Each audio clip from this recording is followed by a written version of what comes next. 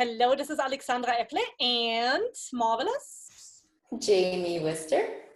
Yes, we are both yoga health coaches, and today we're going to talk about nipping overwhelm in the butt during the holidays, whether that's Thanksgiving, whether it's Yom Kippur, whether it's Christmas, and whether I am forgetting your specific religion. It doesn't matter. We all have celebrations and holidays, and it's typically that we get overwhelmed, especially when people come over to our house and we have a lot on our plate. So I know you have family, Jamie. How do you deal with that? How do you make it peaceful for yourself? Yeah, I think it's a big one, and it's also this idea of like culturally too. Everyone's kind of feeling that, so we can tap into that bigger energy if everyone's kind of feeling that, right? Any store you go into, the grocery store might be busier during the holidays. Different, or sort of everyday things, or sometimes. Yeah. So I think it's just important to bring that part into, so we don't feel alone. And so that's why these tips I think can be really helpful. And what I find, particularly with the holidays, and really in particular if I'm hosting, is to plan. Yeah. You know, so I might, if I'm hosting and it's food, I'll often reach out and ask other people, like, hey, would you mind bringing this dish? Could you bring this?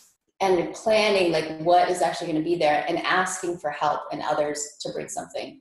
And what I find is most people, they do want to contribute. They have a favorite dish they want to bring, or maybe they have some really nice napkins they want to bring, and we can use their napkins, or different things like that. So I think this idea of just kind of planning and seeing who's coming and making it more of a collaborative experience rather than what I think can lead us into overwhelm and anxiety, or myself personally, is feeling like I need to do it all.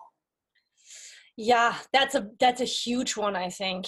And you know what, for me, it's a little bit different because I don't have family around here in the United States. I have it back home, right, in Germany. And so many of the holidays I'm invited. But what I'm noticing myself doing is there must be something stuck in the back of my head that, oh, it's a holiday equals stress. It's almost like ingrained in society. Who knows where it's coming from the way I grew up or the way everything is around me. But like for me, it's almost like reminding myself, oh, cool, it is a holiday.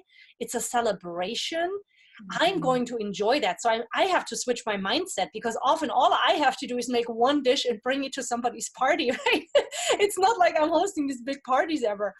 But I'm noticing that I just personally just need to shift my mindset of like, oh, wow, I'm really looking forward to this, to hanging out with friends and just sharing a meal. And like you said, planning ahead, like, what do I want to bring? Like the week before, thinking about what do I want to bring, and go shopping already, say on a Monday, if the holiday's on a Thursday, so that I'm not stuck in the grocery store on Thursday morning being all stressed out about getting the last minute thing that I need for this particular dish I want to make.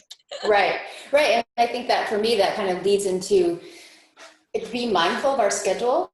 And because it often during the holidays, they're not only our own celebrations that we may be having with our family or friends or loved ones, but often work will have a celebration, or, you know, or friends are having a party that they have every year. And so I think for me, again, this tendency to say yes and overschedule can lead to overwhelm. And so that planning, again, just really look back and maybe skip one party this year, because it's just too much to do five Christmas parties or 5, you know, whatever you're celebrating parties in 10 days. And you just really mindfully choose which parties that you want to be at, and as in a way to take care of yourself, so we're not overcommitting and overscheduling. So I think being able to look at our schedule and just clear maybe an evening where we're not doing something, maybe we're catching up on sleep or having a nice cup of tea instead, and letting that be okay.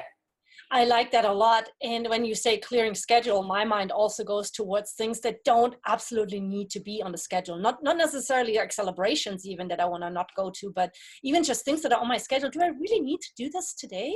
I kind of have this meeting next week. Like being really mindful about how you put your schedule together, like you were saying. Yeah, and I think it would be valuable to maybe bring in that it's okay, like if our rhythms or routines kind of get a little off track around that time. I think it happens to everyone, and that just recognizing like, oh, this is a time of celebration. This is a time for lightness, levity. Like, what can I let go of? Can I shift that meeting? Can I say thank you for that invite to the party, but I'm just not able to make it. I'm gonna stay at home. So this idea of, not, I guess not beating ourselves up a little bit, if we're not sticking to our routine and our commitments that we made at other times of the year, because this is a special time of year, be it whatever celebration, whatever you celebrate, or even just, if you celebrate nature in that way and seeing that it's a time. I hear it all the time from clients, from friends, whatever, they're like, oh, I've been so good. My routine is so awesome. I've been eating so well. Oh man, what am I going to do for the holidays? And like they're all nervous and all concerned that, oh, I'm going to have alcohol and I'm going to have a big meal and like, okay, I'm going to these friends and they don't eat so well. And maybe you're looking out for organic and they don't and whatever, and I'm like, just calm down. It's a 1 day thing or it's a 3 day thing, that where you're celebrating. It's almost like celebrations are outside of the norm. And it reminds me of this thing of, it doesn't matter what we do once in a while. What matters is what we do on a daily basis. So it brings me back to this like 80-20 rule of, hey, just on a daily basis, yes, have a routine and eat well and all of that. And if every once in a while there's a big celebration and it's not perfect, great, like just enjoy it. Right, and trust that you'll go back to that 80%. Yeah. That's why you show up for yourself every day, is you'll go back to that 80% and you're like, okay, here I am. And I think it's good to remember what it feels like to be really stuffed, or to have a piece of cake and be like, oh wow, you can really notice what that does to my body, right? And like, oh, okay. And to enjoy it, to bring in the festivity of it. So yeah, that's a really good tip. Yeah.